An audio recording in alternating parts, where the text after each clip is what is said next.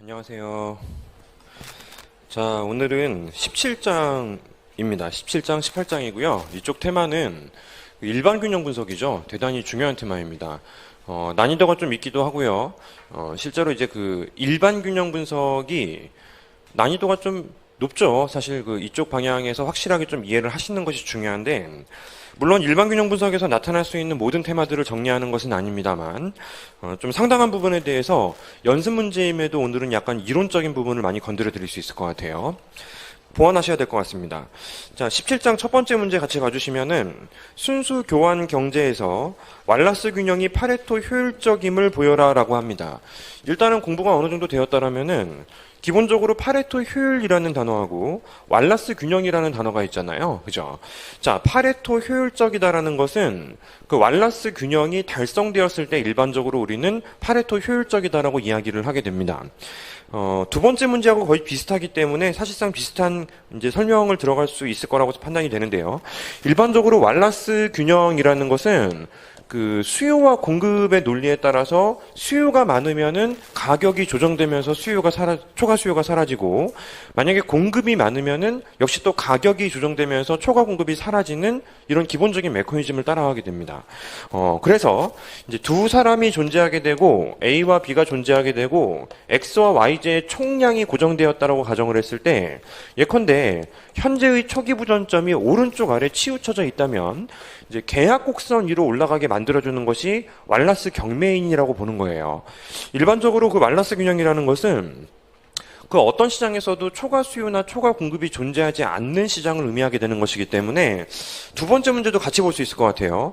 만약에 상대 가격이 3으로 굉장히 가파른 형태로 제시가 되었다라고 한다면 일반적으로 그 A라는 사람과 B라는 사람이 이 기울기에서 어떤 점에 접하는지가 바로 초과 수요와 초과 공급을 판단하는 기준점이 될 것인데요.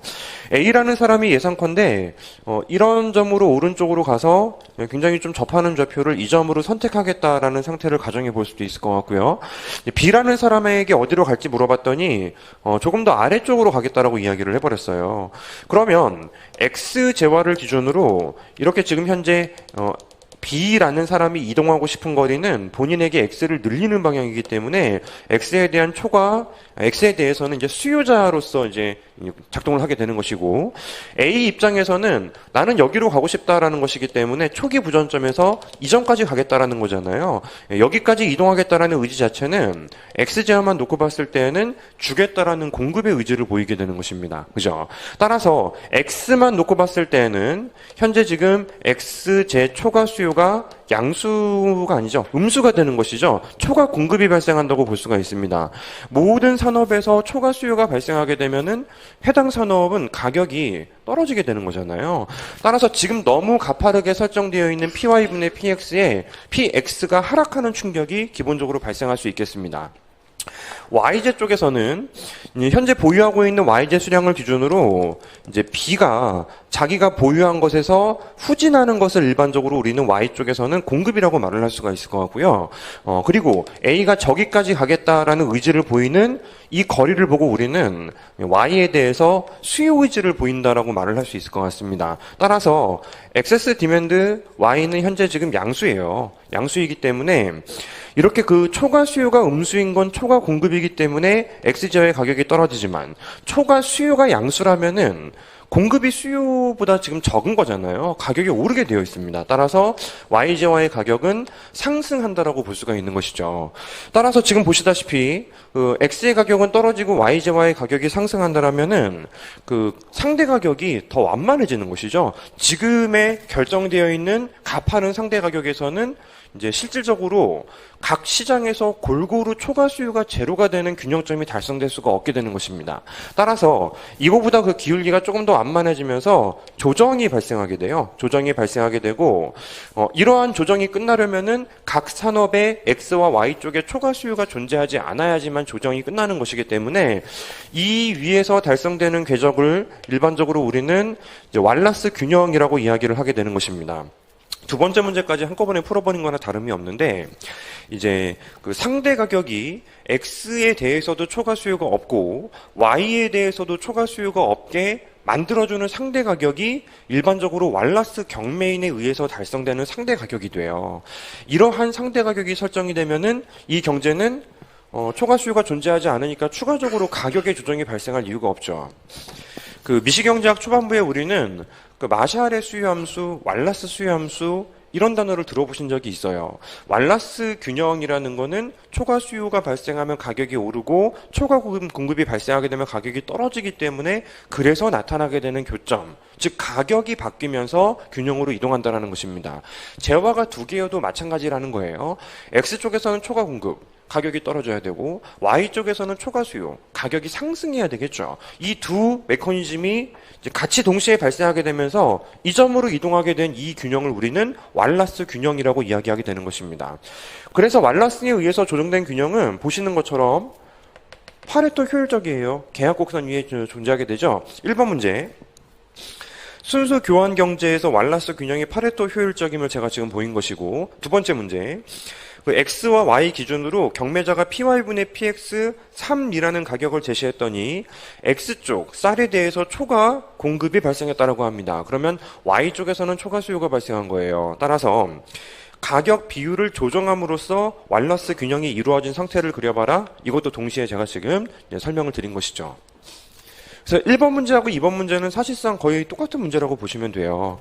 일반적으로 왈라스 경매인에 의해서 달성되는 균형을 우리는 왈라스 균형이라고 이야기를 합니다. 왈라스 균형이라고 이야기를 하는데 일반 균형이라는 것은 조금 더 큰 범위에 있다고 봐요. 일반 균형이라는 것은 꼭 시장에 의해서 달성되지 않더라도 다른 요인에 의해서 달성되면 그 역시 우리가 일반 균형이라고 이야기를 하시게 되고, 일반 균형이 달성되는 과정에서 왈라스 균형이 되기 위해서는 조정 메커니즘이 시장 가격이 되어야 한다는 것입니다. 자, 두 가지 문제에서 또 간단하게 이론 정리를 할 수가 있었고요. 이 그래프는 또 우리가 이제 왈라스 법칙에서 또 쓸 수가 있어요.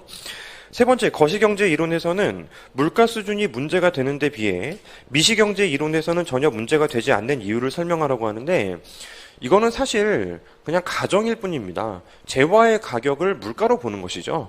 특정 재화의 가격을 물가로 보기 때문에 일반적으로 뭐 물가 수준을 고려해서 미시에서 문제를 풀진 않아요. 특정 산업을 기준으로 해당 재화의 가격이 바로 이제 물가를 대신할 수 있는 개념이 될 수 있기 때문에 그렇다는 것입니다. 따라서 모든 가격이 물가 상승률과 정확히 일치한다라고 전제하는 미시경제학에서는 그 가격이 2배 뛰면은 시장의 물가도 2배 뛴 거라고 해석할 수 있다라는 것이죠. 그죠? 네 번째, XY 두 가지 상품이 존재하는 경우 모든 가격의 합이 1인 단체가 생각할 수 있는 모든 가격 체계를 망라하고 있음을 설명해봐라. 실전에선 절대 나올 수 없는 문제입니다. 의미가 없어요. 의미가 없고 또 의미를 찾자면 또 심오할 수도 있는 문제이기도 합니다. 자, 실질적으로 이제 X하고 Y를 기준으로 여기에 지금 현재 X와 Y의 그 모든 상대 가격을 표시하면요, 원점에서 뻗는 방사선의 형태라고 볼 수가 있거든요. 만약에 Y제화 쪽의 가격이 비싸면은 이제 조금 더 가파른 궤적으로 달성될 것이고, X 쪽이죠. 이 X의 Y를 기준으로 판단할 수 있기 때문에 그렇습니다. 반대의 경우는 실제로 이렇게 완만한 궤적으로도 표시를 할 수가 있어요. 근데 일반적으로 우리는 절대 이런 형태로는 사실 표시를 잘 안 합니다. X분의 Y를 가격으로 반대 방향으로 설정하면은 우리가 이제 상대 가격을 구할 수가 있다라고 이야기를 하는데, 이거는 가정일 뿐이고, 지금 현재 문제에서 주어진 것은 둘을 합쳐서 1이라면서요. 둘을 합쳐서 1로 설정한다라는 것은 여기도 1이고 여기도 1인 이 직선을 일반적으로 우리가 1의 그 집합이라고 본단 말이죠. 그러니까 모든 것들이 겹쳐 있기 때문에 실제로 모든 집합이 실제로 이 안에 다 포함되어 있다라는 그 설명을 하시는 거예요. 실제로는 표현 자체가 상당히 좀 까다로운 편이기 때문에 물어보지 않는 내용 중에 하나입니다. 별로 신경 안 쓰셔도 괜찮은 테마예요.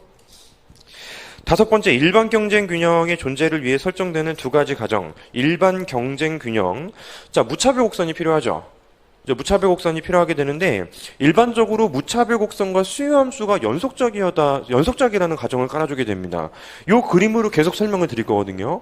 무차별 곡선이 연속적이라는 것은 이게 스무스하게 접할 수 있는 좌표로 이동한다라는 논리를 따라가게 되는 것이고, 역시 동시에 접하는 좌표 역시 마찬가지로 무차별 곡선이 연속적이고 수요함수도 연속적이기 때문에 동시에 접하는 좌표가 균형이 될 수 있다. 자, 이 논리를 실질적으로 또 적용할 수가 있게 되는 것입니다. 따라서 현재 설정되어 있는 그 무차별 곡선은 사실상 수요함수로부터 파생된 거예요. x에 대한 수요 의지와 y에 대한 수요 의지가 무차별 곡선의 형태로 설정된다고 판단이 되는데요. 일반적으로 우리가 효용 극대화 조건을 이제 찾은 다음에 수요 곡선을 도출할 수가 있죠. 둘은 이제 끈끈한 관계를 맺습니다. 연속적이지 않으면 접하는 좌표라는 게 존재할 수 없어서 계약 곡선도 찾기가 좀 어려워진다는 것입니다. 그리고 이제 모든 재화를 재화로 보는 것이죠. 비재화가 아니고 재화로 봅니다. 그래야지만 이 박스 안에서 균형이 달성될 수가 있습니다. 만약에 x 또는 y가 비재화라면은 굉장히 신기한 균형이 달성되어서 일반 균형이 나타나지 않을 거라는 것입니다. 따라서 이 두 가지 가정은 무차별 곡선과 수요함수의 연속성, 두 번째는 이제 모든 상품을 비재화가 아닌 재화로 본다. 이 두 가지가 기본적으로 가정이 되어야 합니다. 자, 6번. 스미스의 보이지 않는 손의 명제와 후생경제학 제1정리 사이에 어떤 관계가 있는지 설명하라. 이거 똑같은 개념이에요. 실제로는 여러분들이 그 보이지 않는 손이라는 단어보다는 후생경제학 제1정리를 훨씬 더 자주 언급하시게 될 것입니다. 후생경제학 제1정리라는 것은 가만히 내버려두면은 계약곡선 위로 올라간다라는 논리를 따라가게 되는 것인데요. 이런 점에서 가만히 내버려두면은 계약곡선 위로 알아서 둘이 최적점으로 찾아가게 될 것이다. 이게 바로 후생경제학 제1정리입니다. 만약에 이런 점으로 가게 되면은 처음부터 또 어떤 궤적으로 가게 될지 계약곡선 위로 갈 수밖에 없다라는 게 후생경제학 제1정리죠. 그죠? 자, 이런 경우는 상관이 없는데 이런 경우에 제1정리가 성립하게 되면 A가 너무 많이 누리고 B가 너무 못 누리기 때문에 분배의 공평성까지 만족하는 것은 아니다라는 게 기본적인 결과가 됩니다. 7번 두 상품이 존재하고 A와 B 두 사람이 있는 교환경제에서 A의 예산 제약을 다음과 같이 표현할 수 있다고 합니다. B에 대해서도 똑같이 표현할 수가 있는데 일반적으로 우리는 그 왈라스 법칙을 증명하는 방식은 제 마인드 교재에서 본 수업 때 다루시면 돼요. 그거 적으셔야 되는데 또 다른 방법이 사실은 있습니다. 두 가지 방법이 더 있어요. 두 가지 방법 중에서 이제 하나를 여기에서 일단 보여드릴 것이고 다른 방법은 그림을 통해서 증명하는 걸 보여드릴 것입니다. 별로 어려운 개념은 사실 아니라고 판단이 돼요.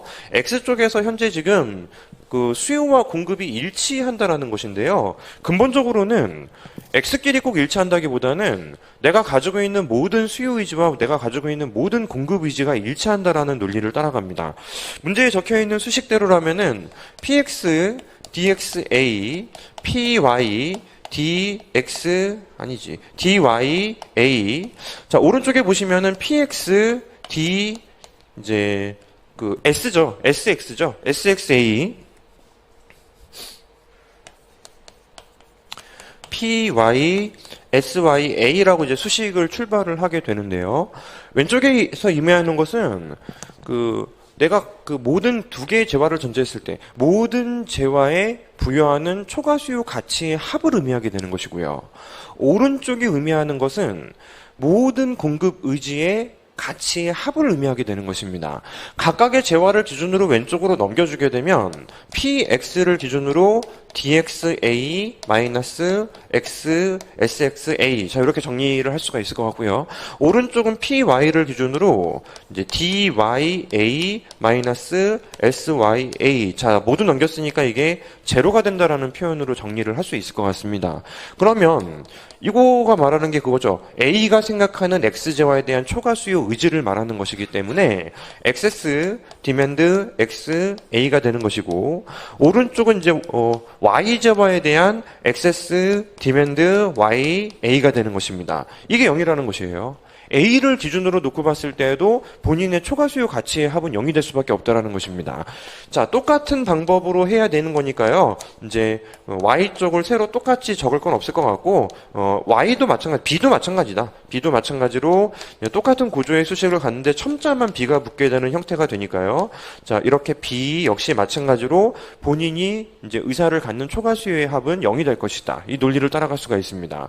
자, 이거 통째로 빼주면 되죠. 통째로 빼주게 되면은 px 액세스 디맨드 그냥 X라고만 적으면 돼요. A가 생각하는 초과 수요 의지에 B가 생각하는 초과 수요 의지를 합한 거잖아요. 그죠? 그리고 오른쪽은 PY를 빼는 게 아니고 더해야지. 죄송합니다.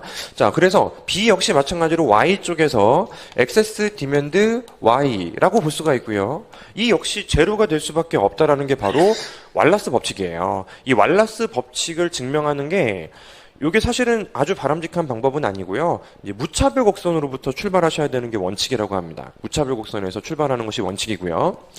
이게 이제 소개받을 수 있는 두 번째 방식인데, 세 번째 사실 방식은 그림을 통해서 추론하시는 거예요.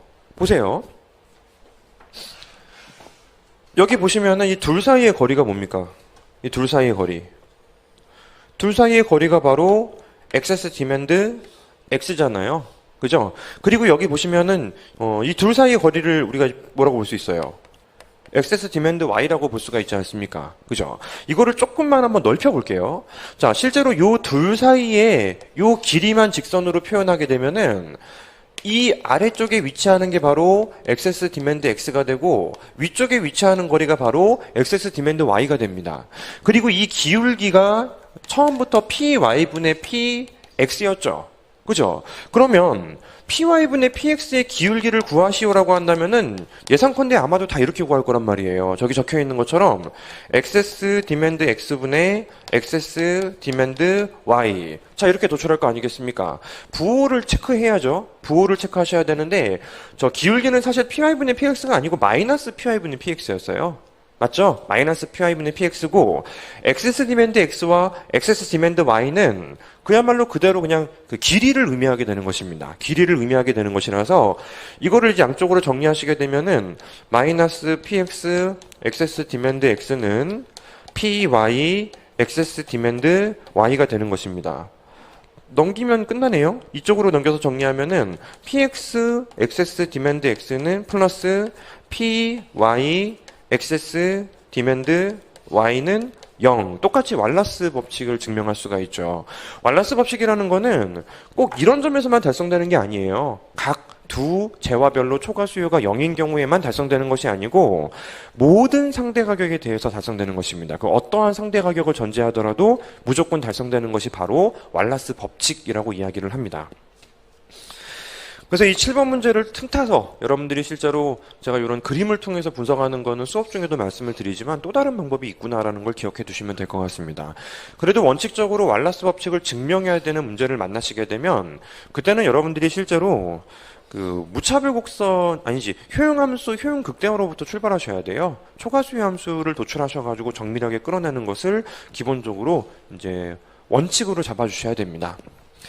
8번 공급은 수수료의 수요를 창조한다. 세이의 법칙이죠. 이거는 사실 미시에 잘 안 나오는 단어고요. 거시경제학에 나오는 단어입니다. 세이의 법칙은 고전학파의 기본 논리예요. 고전학파들은 이제 공급이 있으면 수요가 자연스럽게 따라온다라고 이야기를 합니다. 더 만들면 수요자가 생긴다고 보는 것이죠.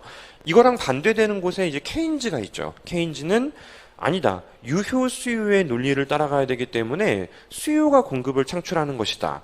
시기적인 상황이 달랐기 때문에 누가 옳다라는 개념은 아닙니다. 둘을 이제 시기에 따라서 다른 어떤 그 케이스를 전제할 수밖에 없는 것인데, 자, 미시에서는 공급은 스스로 수요를 창조한다라는 세이의 법칙이 항상 성립하는 것은 아니어도 왈라스 법칙은 항상 성립한다라고 이야기를 하게 됩니다. 왜 그런지 직관적인 설명을 제시하라는 것인데, 일반적으로 왈라스 법칙이라는 거는 여기 보세요. 물량만 가지고 판단하는 게 아니고 금액적인 부분까지 고려를 하게 되죠. 그죠? 물량만 가지고 판단하는 게 아니고 금액, 즉 화폐 단위까지 고려를 하는 것이기 때문에 일반적으로 왈라스 법칙은 초과수요 가치의 합이 실제로 얼마이다라는 합치면 0이다라는 논리를 따라가잖아요.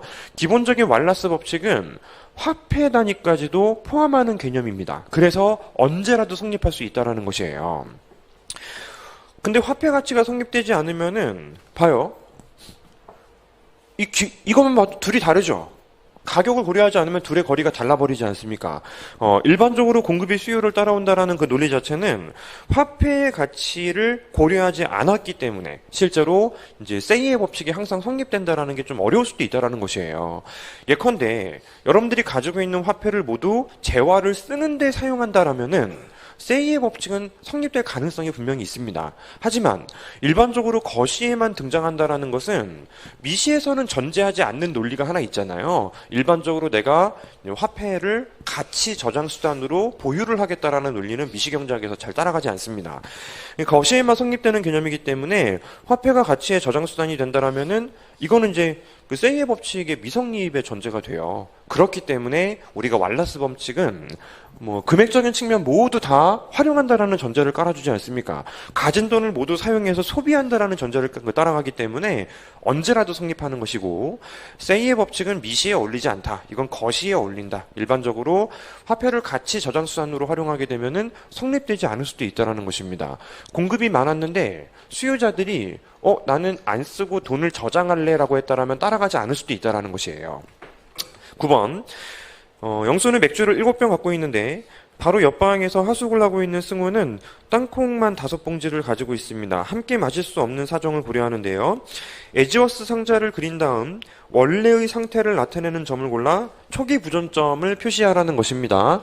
자, 초기 부전점 표시하는 건 어려운 작업이 아니죠. 에지워스 상자를 그릴 때 밑변의 길이와 높이부터 먼저 결정을 내리고 출발하면 될 것 같은데, 지금 7,5의 넓이로 판단하시면 되죠. 맥주를 7병, 그 다음에 땅콩을 5병 하시게 되면 이제 7하고 5의 거리를 기준으로 박스가 이제 도출이 되는 것이고요. 현재 초기 부전점은 A가 이것만 가지고 있고 B는 이것만 가지고 있으니까 바로 이곳에서 초기 부전점이 달성되는 것 같습니다. 두 사람이 모두 합리적인 사람이라면 교환이 이루어진 후에 배분으로 가능성이 가장 높은 것은 어떤 것이냐? 후생경제학 제일정리 성립하는 거 아까 그 문제하고 별반 다른 게 없어요. 가격이 만약에 가파르면은 초과 수요, 초과 공급이 저런 형태로 발생하면서 떨어질 것이고, 가격이 너무 완만하면은 초과 수요와 초과 공급이 재화 간에 이거랑 반대 방향으로 부호가 설정되면서 가격이 올라갈 거 아니겠습니까?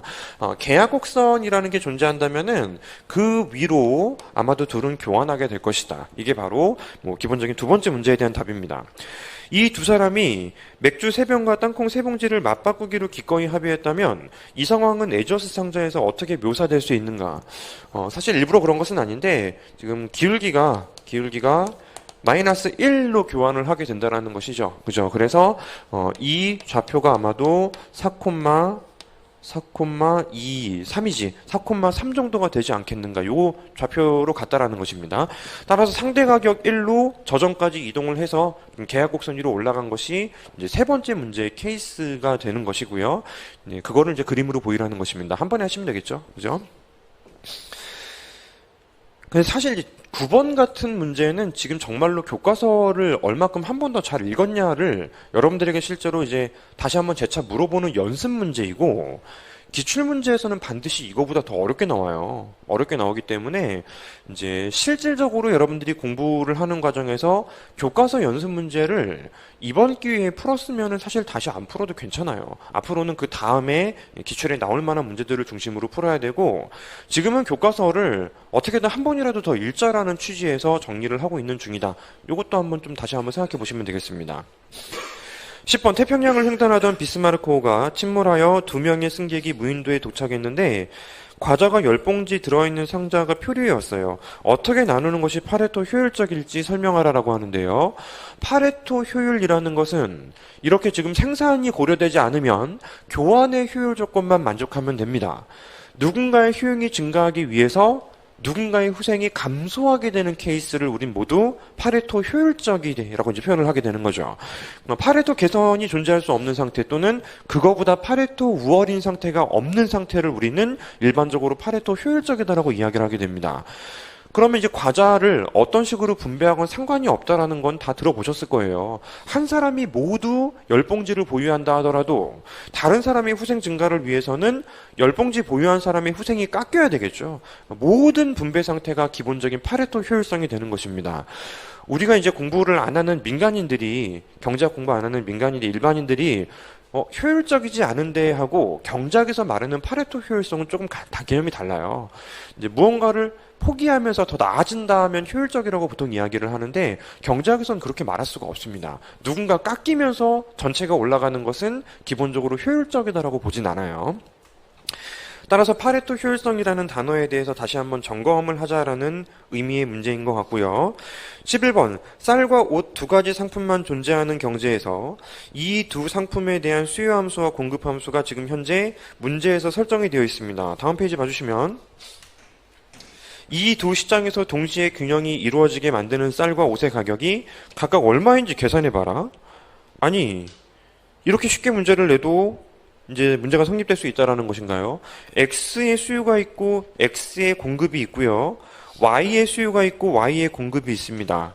자, 왈라스 균형이 성립된다라는 것은, 즉 다음 페이지 첫 줄에 적혀 있는 것처럼 두 시장에서 동시에 균형이 이루어진다라는 것은 양쪽 시장에서 그래프를 똑같이 그리는 건 아니에요. 교점에서 균형이 달성되었다라는 것을 의미하잖아요. 교점에서 균형이 달성되기 위해서는 기본적으로 교점에서 가격이 설정되어야 합니다. 그 가격이 설정되어야지만 실제로 공급의 의사와 수요의 의사가 일치하게 될 것이고 두 시장의 균형이다라고 말을 할 수 있기 때문에 다시 앞 페이지로 넘어가시면 X끼리 수요와 공급이 일치하고 Y끼리 수요와 공급이 일치하면 그만이에요. 그렇게 설정된 수식이 두 개가 있으니까 이제 연립방정식 푸시면 되죠. 그죠? 그거를 뭐 칠판에 대고 같이 연습하는 거는 뭐 우리가 이제 준비하는 시험에서 강의로 할 것은 아닌 것 같습니다. X끼리 Y끼리 각각 수요가 일치해서 달성된 수식을 연립하면은 각각 이제 3분의 29, 3분의 23이 나온대요. 하지만 뭐 이 부분을 실제로 우리가 지금 계산해 볼 건 아닌 것 같고요. 각각 가격이 얼마일 때 달성되는지는 교점 구하라는 것과 마찬가지이기 때문에 뭐 간단하게 해결할 수 있을 것 같습니다. 뭐 구태여 따지면 사실 X제화는 Y제화의 가격이 올라가면 X는 수요가 증가하죠. 그죠? 11번에 다시 수식을 보시면은 X제화의 수요는 Y제화의 가격이 올라가게 되면 오히려 수요가 이제 증가하게 되잖아요. 그리고 Y제화 쪽은 X제화의 가격이 오르면 또 수요가 증가하지 않습니까? 이렇게 실제로 반대쪽 가격이 오르면은 그 수요가 감소해서 내 수요가 올라가는 거, 이걸 우리가 대체관계라고 부르죠. 뭐 그 정도까지 조금 언급할 수 있는 정도, 그 이상의 문제는 아닌 것 같습니다. 12번, 쌀과 옷 두 가지 상품만 존재하는 경제에서 A와 B 두 사람의 한계 대체율은 각각 다음과 같은 식으로 대표된다고 합니다. MRS 함수를 줬어요. 현재 A가 쌀 5단위, 옷 15단위를 소비하고 있는 한편 B는 6, 8을 소비하고 있다고 합니다. 자, 1번. 현재 배분 상태가 효율적인지 여부를 판단해 보라고 해요. 자, 이제 요거 실제로 이제 문제가 거의 끝나가잖아요. 이쪽은 뭐 오래 안 걸려요. 자, 기본적으로 여기에서 여러분들이 실전에서 나왔다라는 가정하에서 목차를 구성하는 거를 조금 이제 좀 제안을 해드려 보려고요. 별거 없습니다. 현재 배분 상태가 효율적인지 여부를 판단해 보라고 했죠. 그죠? 문제에서 사례를 던져주고 문제를 풀라고 했습니다. 사례를 던져주고 문제를 풀기 위해서는 우리가 준비하는 시험에서는 문제를 풀기 위한 모형을 또는 이론을 설명하는 게 첫 번째 스텝이 돼요. 따라서 첫 번째 스텝은 사실 이게 됩니다. 파레토 효율이라는 게 기본적으로 정돈이 들어가야죠. 파레토 효율이 무엇인지를 설명하는 것이 출발점이 되는 것입니다. 근데 사실은 우리가 이제 사실 이 미시경제학을 다 배우신 다음에 재차 복습하는 거니까 제가 3가지가 있다 그랬어요. 교환의 효율 조건이 있죠. 교환의 효율 조건이 있는데 이게 이제 바로 MRS XY A하고 MRS XY B입니다. 모든 사람들의 무차별 곡선의 접선의 기울기가 일치해야 된다는 것이에요.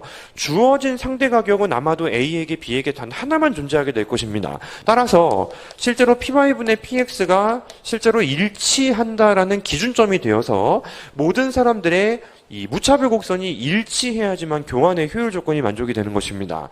이것만 있으면 사실 이 문제를 풀죠.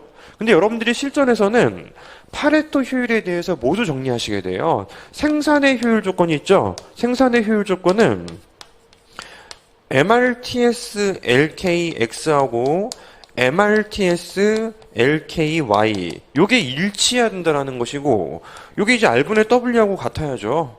그죠? 등량 곡선끼리도 실제로는 이제 교차되어서는 안 된다라는 것을 의미하게 됩니다. 종합적 효율 조건이 있죠? 종합적 효율 조건이라는 거는 PPC 곡선에서 이렇게 접하고 무차별 곡선이 이렇게 동시에 접해야 된다라는 거잖아요. 그래서 우리는 여기 이제 MRT, XY하고 MRS는 두 사람 중에 어떤 걸 꺼내도 상관없습니다. 어차피 둘 다 일치하기 때문이죠. MRS, XY가 같아야 된다는 것을 의미하게 됩니다. PY분의 PX. 자, 문제에서 실질적으로 쓸 것도 아닌데 두 가지를 다 꺼내시는 게 원칙이에요. 그리고 뭐라고 적냐면 설문의 경우 현재 지금 부존재화를 가정하고 있죠. 생산을 고려하고 있지 않죠. 설문의 경우는 생산을 고려하지 않은 부존재화를 전제하고 있습니다. 따라서 교환의 효율 조건만 만족되면은 된다. 교환의 효율 조건만 고려하겠다. 여기까지 정돈하셨으면 실제로 문제 푸는 밑작업이 되는 거예요. 두 번째 목차로 넘어가셔가지고 사례를 여러분들이 해결하시면 되죠. 사례 해결. 그러니까 목차는 아무래도 상관없어. 뭐 분석, 설문의 경우 이런 식으로 어떤 목차를 짜시건 상관이 없습니다. 이론을 정리했으니까 이제 풀 수 있잖아요. 자, 현재 그 효율성이 만족된다라는 건 MRS가 일치해야 되는 것이기 때문에 얘부터 꺼내보자는 것입니다. A의 MRS 함수는 지금 적혀 있는 것처럼 3x분의 y라고 합니다. 3x분의 이제 y라고 하는데 엄밀히 말하면 여기에는 첨자가 붙어요. A가 보유하고 있는 x제화와 y제화의 개수로 MRS 현재 수치를 조출할 수가 있고 문제에 주어진 대로 데이터를 입력하니까요. 5하고 15죠. 5하고 15니까 그대로 대입하시면 되겠습니다. 5, 15, 1 나오죠. 5, 15, 1 나옵니다.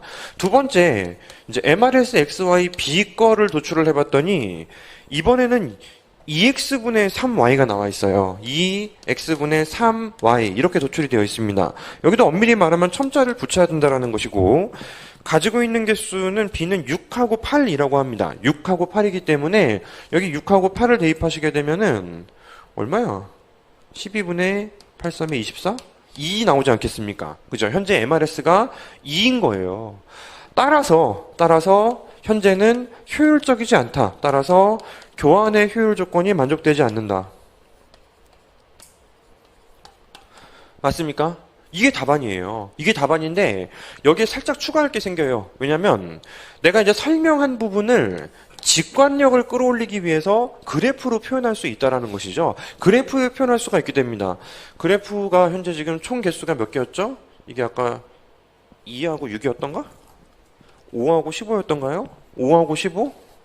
5하고 15라고 했으니 11개, 23개 길쭉해야겠네. 위로 길쭉해야겠네요.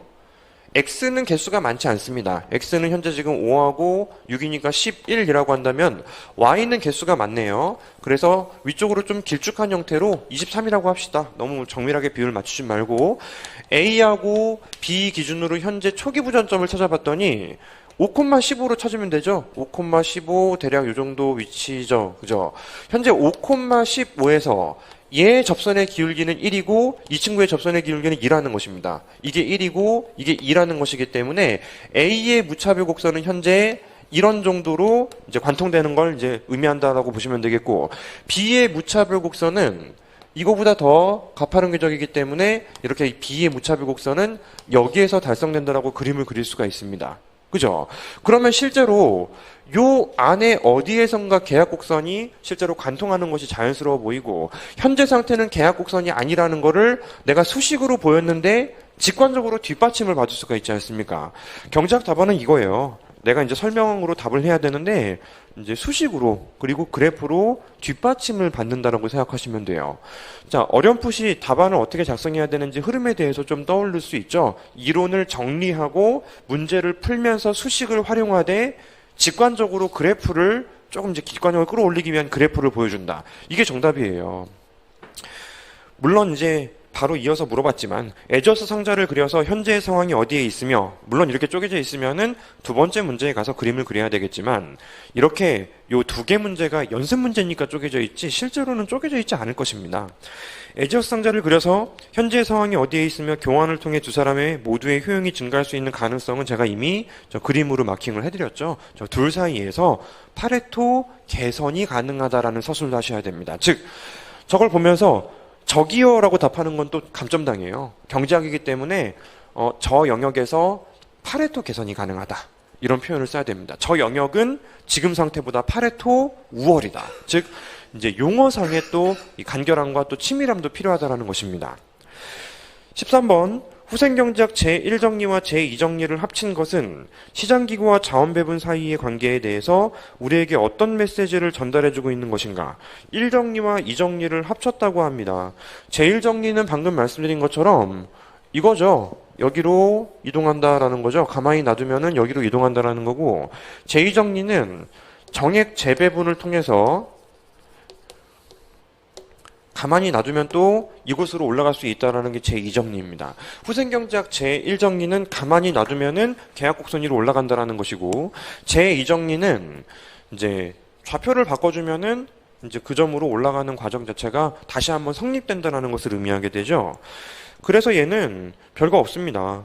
이렇게 실전에서 절대 물어볼 수가 없는데 시장기구가 제1정리인 것 같고요. 자원배분이 제2정리가 추가된 거라고 판단이 돼요. 이 둘을 합쳤다라는 것은 기본적으로 첫 번째 문제랑 똑같은 거예요. 일반 경쟁 균형이 파레토 효율성이 만족되는 점들의 집합이 된다라는 계약 곡선 위로 올라간다라는 뭐 그 정도 의미, 그 이상은 또 아닙니다.